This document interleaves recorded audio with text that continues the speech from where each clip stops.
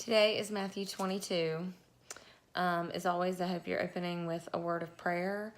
And if you learn anything from Matthew 22, it's that no matter how hard you try, you're not going to be able to trick Jesus. That being said, let's read Matthew 22. Here we go. Matthew 22. Jesus spoke to them again in parables, saying, "The kingdom of heaven may be compared to a king who gave a wedding feast for his son.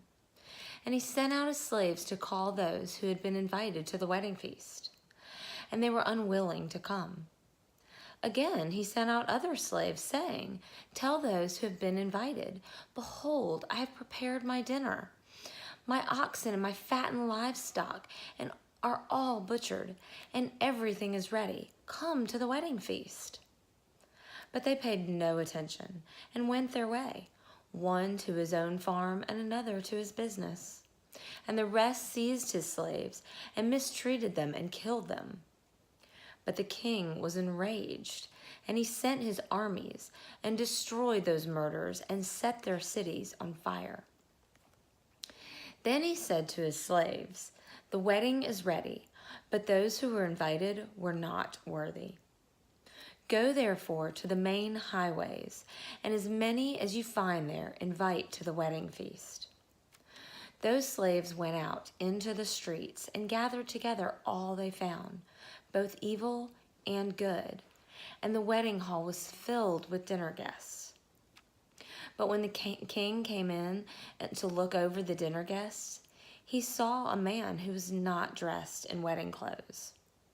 And he said to him, 'Friend, how did you come in here without wedding clothes?' And the man was speechless. Then the king said to his servants, 'Bind his hands and foot and throw him in the outer darkness. In that place there will be weeping and gnashing of teeth. For there are many called, but few are chosen.' Then the Pharisees went and plotted together how they might trap him in what he said. And they sent their disciples to him, along with the Herodians, saying, 'Teacher, we know that you are truthful and teach the way of God in truth and defer to no one, for you are not partial to any. Tell us then, what do you think? Is it lawful to give a poll tax to Caesar or not?'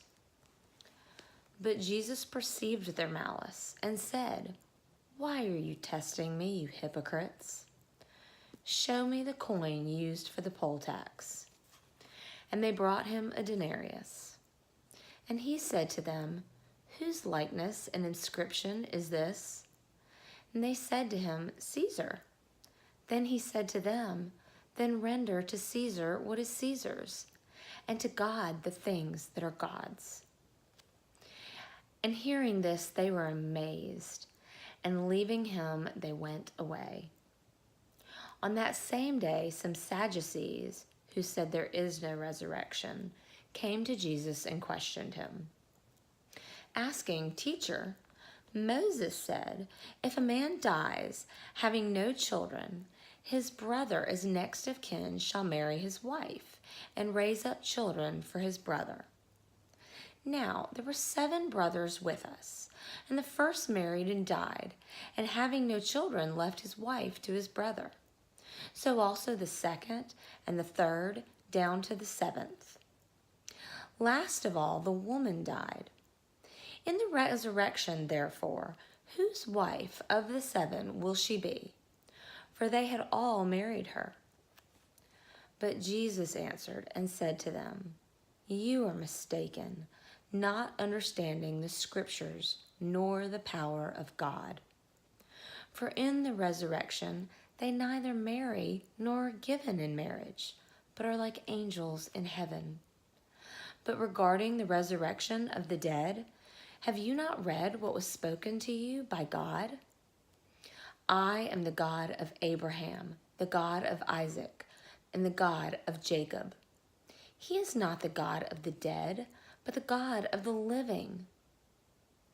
When the crowds heard this, they were astonished at his teaching. But the Pharisees heard that Jesus had silenced the Sadducees, they gathered themselves together. One of them, a lawyer, asked him a question, testing him. Teacher, which is the greatest commandment in the law? And he said to him, you shall love the Lord your God with all your heart, with all your soul, and with all your mind. This is the great and foremost commandment. The second is like it. You shall love your neighbor as yourself. On these two commandments depend the whole law and the prophets. Now, while the Pharisees were gathered together, Jesus asked them a question. What do you think about the Christ? Whose son is he? They said to him, the son of David. He said to them, then how does David in the Spirit call him Lord, saying, the Lord said to my Lord, sit at my right hand until I put your enemies beneath your feet. If David then calls him Lord, how is he his son? No one was able to answer him a word, nor did anyone dare from that day on to ask him another question. God bless the reading and hearing of his word. Amen.